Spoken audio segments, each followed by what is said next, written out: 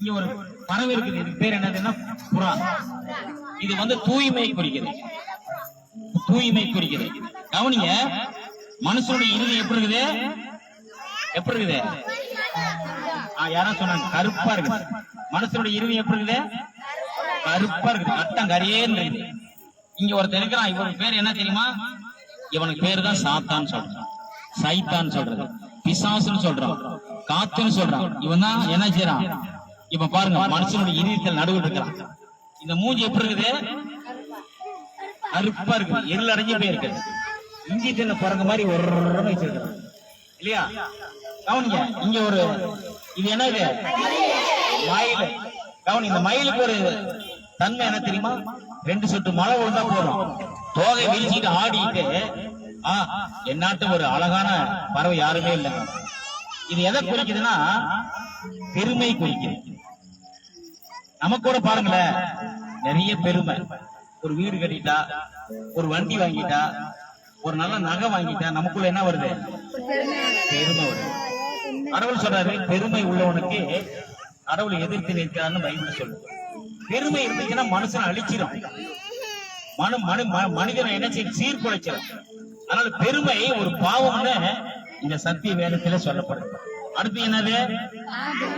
பாம்பு, நல்ல பாம்பு. இந்த நல்ல பாம்புக்கு செவ்வாய்க்கிழமையில வெள்ளிக்கிழமையில போய் பால் ஊத்துறான், முட்டை வைக்கிறான். இருட்டுல நீ தெரியாம கால் வச்சுட்டீங்கன்னா அப்படி கொத்திடும். நல்ல பாம்பு கடிச்சா உடனே செத்து போயிடுவான்.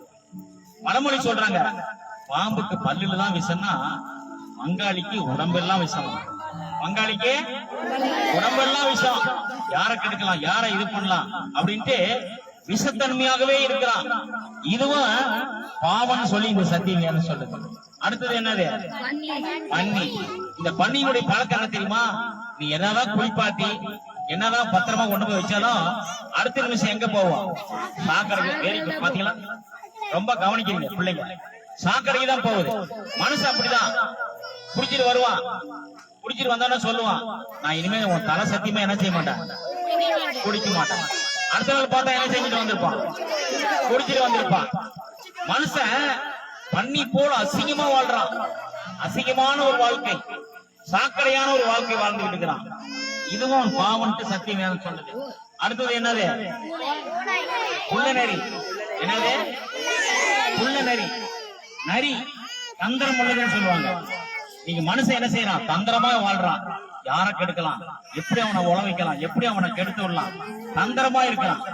அதாவது எல்லாரும் நல்லா இருக்குன்னு நினைக்கிறோம், நான் நல்லா இருக்கணும், அவங்க கெட்டு போயிரு நினைக்கணும், எல்லாரும் நல்லா இருக்கணும் அப்படின்னு நினைக்கிறோம். அது தந்திரமான இது ஒரு பாவம்னு சொல்லுது. அடுத்தது என்னது? புலி. இது வந்து நம்ம குழம்புக்கு வைக்கிற புலி இல்ல, நம்ம காட்டுல இருக்கிற புலி. கவனிங்க, இந்த புலிக்கு கோவம் வந்துச்சு வச்சுக்கல, எந்த மிருகத்தையும் பார்க்காது, எந்த மனிதனையும் பார்க்காது, உடனே கடிச்சு என்ன செய்யுது? கடிச்சு துப்பி போட்டுரு. அத போலதான் மனிதனுக்கு கோபம் வந்துட்டா மனைவியும் பாக்குறது இல்ல, பிள்ளைங்களும் பாக்குறது இல்ல, யாருன்னு பாக்குறது இல்ல, அடிச்சிடறான் இல்லையா? நாங்க வந்து ஜெயில ஊழியம் பண்றோம். வருஷத்துக்கு ஒரு முறை எல்லா ஜெயில் கைதிகள் கூப்பிட்டு நாங்க அறிவுரை சொல்லுவோம். அப்ப ஒரு மனுஷனை கேட்டேன், ஏன்டா நீ ஜெயிலுக்கு போன அப்படின்னு கேட்டேன். அவன் சொன்னா, நான் குடிச்சிட்டு வந்திருந்தேன் அன்னைக்கு, எங்க மனைவி என்ன நுரண்டிட்டே இருந்தா, சும்மா சாதாரணமா அடிச்சு செத்து போயிட்டா, அதனால நான் எங்க இருக்கிறேன், ஜெயில இருக்கிறேன் சொல்றேன். அதனால பைபிள் என்ன சொல்லுது? கோபம் கொண்டாலும் என்ன செய்யாத, பாவம் செய்யாத. கோபம் கொண்டாலும் என்ன செய்யாத, கோபம். நாளை நைட்டு மனைவி அடிச்சு விட்டான், காலையில வந்துச்சு வேலைக்கு போன மனைவி என்ன பண்ணிட்டா, வாடவன மாப்பிள்ள பாத்துக்கிறேன்ட்டு துணிமெல்லாம் சுத்திட்டு அம்மா வீட்டுக்கு போயிட்டான். நான் என்ன சொல்றேன்னா, கோபம் ஒரு மனிதனை அழித்து விடுகிறது, ஒரு குடும்பத்தை அழித்து விடுகிறது. கோபம் கோபம் வந்து பிள்ளைங்க பேசுறீங்க, சீரழித்து விடுகிறது. கோபம் ஒரு பாவம்ட்டு இந்த சத்திய வேதத்துல சொல்லப்படுது. அடுத்து என்னது? தவக்கலை. Very good. தவக்கலை என்ன தெரியுமா? 2 சொட்டு மழை வந்தா போதும், உடனே குடுற சத்தம் போடும். சத்தம் போடணும்னா என்ன பண்ணுவோம்? பாம்பு காட்டி கொடுத்துரும். பாம்பு எங்க இருக்குதுன்னு கரெக்டா கண்டுபிடிச்சா போய் என்ன செய்யணும்? உலகத்துல பழமொழி சொல்லுவாங்க, நுழலும் தன் வாயினால கெடுன்னு சொல்லுவாங்க இல்லையா? அதனால நம்ம வாய் வச்சு சும்மா இருந்துட்டாவே போதும், பாதி பிரச்சனை முடிஞ்சு போயிடும் இல்லையா? நுழலும் தன் வாயினால என்ன செய்யுது? கெட்டு போகுதுன்னு சொல்லுது. அதனால நம்முடைய வாயை வச்சு நம்ம அமைதியா இருந்தோம்னா நிறைய பிரச்சனைகளை நம்ம சால்வ் பண்ணிடலாம். அடுத்தது என்னது? வெள்ளாடு. வெள்ளாட்டினுடைய குணம் என்ன தெரியுமா? பேராசை பெருநஷ்டம் சொல்லுவாங்க. நமக்கு என்ன நினைக்கிறோம்? எனக்கு போதும் அப்படின்னு நினைக்கிறோம் இல்லையா? பேராசை பெறக்கூடாது. பேராசை பெருநஷ்டம் சொல்லுவாங்க, அதுவும் பாவம் சொல்லுது. அடுத்தது என்னது? என்னது? இந்த ஆமைக்கு என்ன தெரியுமா? இங்க இருந்து அந்த மெயின் ரோடுக்கு போறதுக்குன்னா 1 வாரம் ஆகும்.